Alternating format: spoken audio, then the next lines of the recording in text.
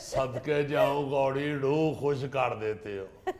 जहांगीर बदर साहब, आप तो बाकायदा वो मेयार, वो पैमाना और साचा है जिस पर किसी भी जियालिक को रखकर उसकी हिम्मत, उसके हौसले और वफादारी को परखा जा सकता है। वाह, मेहरबानी फरीद साहब।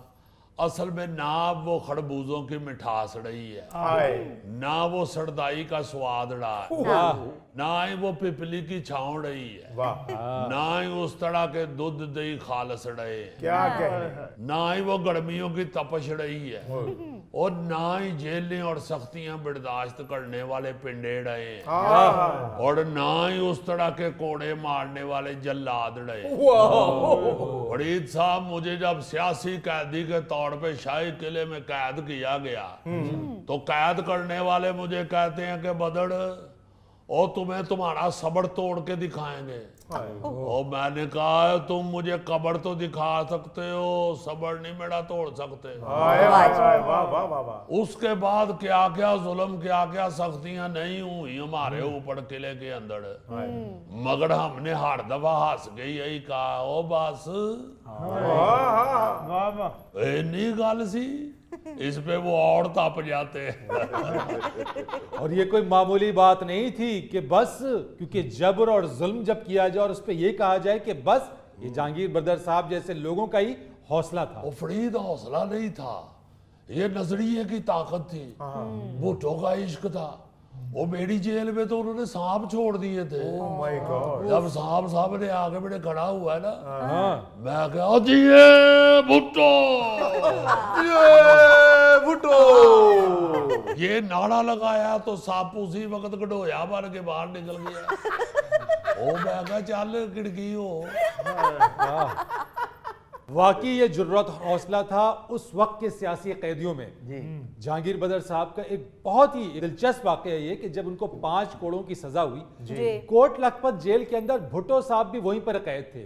उनके सेल के सामने एक सहन था और वहां पर उनके कारकुनों को सजा देने के लिए उनको दिखाया जाता था कि भुट्टो साहब देखें, उनके कारकुनों को कोड़ों की सजा मिल रही है, उनको ज़हनी अजियत पहुंचे। Oh my God. वहीं पर जहांगीर बदर साहब को कोड़ों की सजा हुई। भुट्टो साहब ने अपनी आंखों से देखा और कहते रहे, मत मारो मेरे बदर को। हाँ जी, सामने भुट्टो साहब है, सामने कोड़े लग रहे। बाद अज़ब भुट्टो साहब ने हजाम के जरिए जहांगीर बदर साहब को एक पैगाम भिजवाया।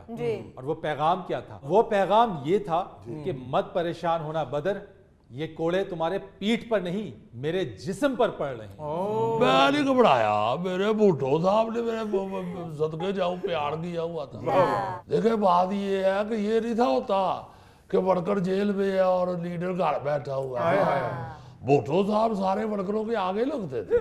क्या बात है, मैं तो खुद बदर साहब का बड़ा फैन हूँ। मेरा भी दिल करता है मैं भी जहांगीर बदर बनूं। वो जानते हो पीपल्स पार्टी पे इतना भी बुरा वक्त नहीं आया कि बदर की बदड़ी बन जाए। तुम्हारे पास कोड़े खाने वाली सेहत ही नहीं है। तुम्हें तो कोड़े मारने के लिए तीले के आगे धागा लगाना पड़ेगा, और पहले कोड़े पे ही धागा तुम्हारे ऊपर लपेटा जाना, पता ही नहीं लगना कैदी है या करेला लपेटा हुआ। उतड़ बदर बनने के लिए जेल के फर्श पे सोना पड़ता है। बदर बनने के लिए मक्खी मक्खी जितना मोटा मच्छर लड़वाना पड़ता है। बदर बनने के लिए पीठ पे कोड़े खाने पड़ते हैं। ऐसे नहीं जहांगीर बदर बनता। और फिर फरीद साहब मैं यहाँ ये भी कहूँगा कि सिर्फ जहांगीर बदर ही नहीं, बाकी भी मेरे सारे सियासी कैदी जो है वो बब्बर शेरों की तरह डट के रहे हैं। ये नहीं हुआ कि जेलों से बाहर निकल के प्रेस कॉन्फ्रेंस की है, माइकों के आगे डोना शुरू हो गए हैं।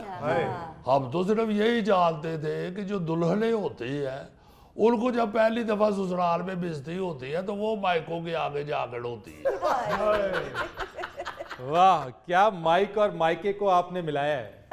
मैं तो ये हैरान हूं कि ये किस किस्म के टक्कर के लोग हैं। ये तो 2-2 4-4 दिन के बाद ही ऐसे फ्लैट हुए हैं जिस तरह किचन में उड़ता हुआ काकड़ों ही देख के खतूने खाना फ्लैट होते हैं। मुझे लगता है ये टक्कड़ के नहीं, ये टुक्कड़ के लोग हैं। जहाँ टुक्कड़ पानी देखते हैं वही प्रवास काट जाते हैं। टक्कड़ के तो हम थे, हम तो सीधा टक्कड़ भी काट मारते थे। वाकई ये कमाल टक्कर के लोग थे। बेशक। बदर साहब ने अयूब खान, याया खान के दौर में स्टूडेंट लीडर के तौर पे जेलों का सामना किया, जेल गए। उसके बाद सियासी लीडर के तौर पे यानी ज़िया-उल हक दौर के अंदर, मुशर्रफ दौर के अंदर भी जेल काटी, डटे रहे, पीछे नहीं हटे। और ये कैद कूद कुछ भी नहीं थी होती। ये तो देखे सियासी जिंदगी का हिस्सा होता है। डट के रहना चाहिए और अल्लाह के फजल से डटे रहे हैं। मुझे तो फरीद साहब, भुट्टो साहब ने कहा था, बदड़ी पुतड़ी बेनजीर का साथ देना है तुमने, सियासत में उसके साथ डटे रहना। तो अल्लाह के फजल से 30 साल डटे रहे हैं बीबी शहीद के साथ। हमारी बहन थी और डट के उनका साथ दिया है।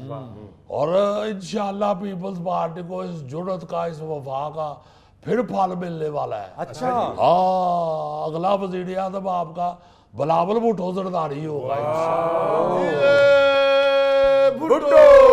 हाँ, देखो हक सच दी बात है। बदर साहब ये तो आपने ब्रेकिंग न्यूज दे दी है। ਉਹਨੇ ਐਵੇਂ ਗੱਲ ਕੀਤੀ, ਉਹਨੂੰ ਬ੍ਰੇਕਿੰਗ ਨਿਊਜ਼ ਦੇ ਤੌਰ ਤੇ ਨਾ ਚਲਾਉਣ ਲੱਗ ਪੈਣਾ।